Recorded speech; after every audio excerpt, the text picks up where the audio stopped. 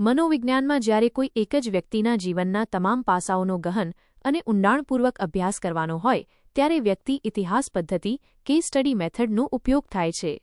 TATHS પરીક્ષા માટે આ પદ્ધતિ ક્લિનિકલ મનોવિજ્ઞાન અને બાળ વિકાસના અભ્યાસ માટે ખૂબ મહત્વની છે. નીચે મુજબ તેની સવિસ્તાર સમજૂતી છે. 1. અર્થ અને વ્યાખ્યા.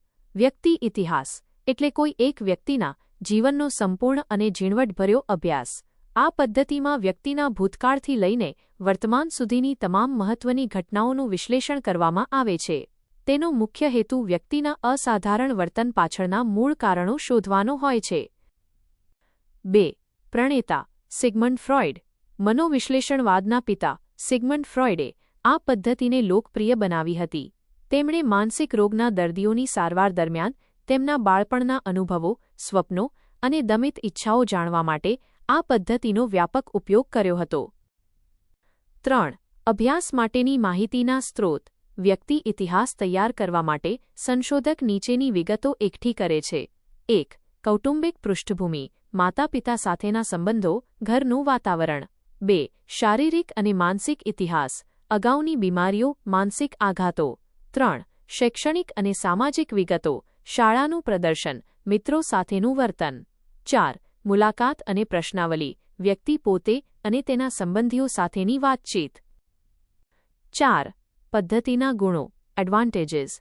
ઊંડાણપૂર્વકનું જ્ઞાન. આ પદ્ધતિ દ્વારા વ્યક્તિના વ્યક્તિત્વ વિશે જેટલી ઊંડી માહિતી મળે છે તેટલી અન્ય કોઈ પદ્ધતિથી મળતી નથી. નૈદાનિક ઉપયોગ. તે માનસિક રોગોના નિદાન અને સારવાર, ડાયગ્નોસિસ માટે શ્રેષ્ઠ પદ્ધતિ છે. ઉત્કલ્પનાનું સર્જન. આ અભ્યાસ દ્વારા નવા સિદ્ધાંતો કે ઉત્કલ્પનાઓ ઘડવામાં મદદ મળે છે. 5. મર્યાદાઓ, લિમિટેશન્સ. TATHS માટે ખાસ. સામાન્યીકરણનો અભાવ.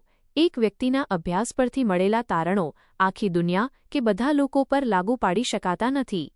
વ્યક્તિલક્ષીતા. સંશોધકની પોતાની પૂર્વધારણાઓ કે વિચારો પરિણામ પર અસર કરી શકે છે. વધુ સમય અને ખર્ચ. આ પદ્ધતિમાં ઘણી મહેનત અને સમય લાગે છે.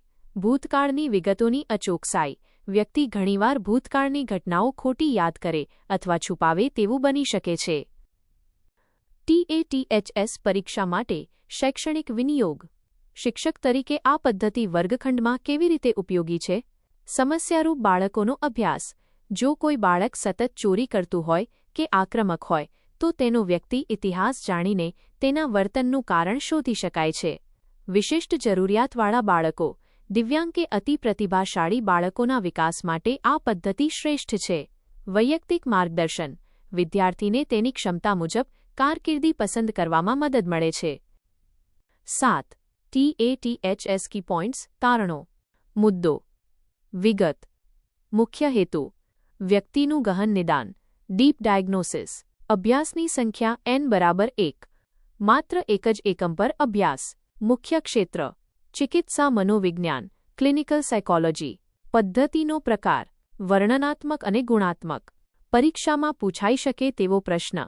માનસિક રોગીઓના નિદાન માટે કઈ પદ્ધતિ સૌથી વધુ વિશ્વસનીય માનવામાં આવે છે? જવાબ. વ્યક્તિ ઇતિહાસ પદ્ધતિ.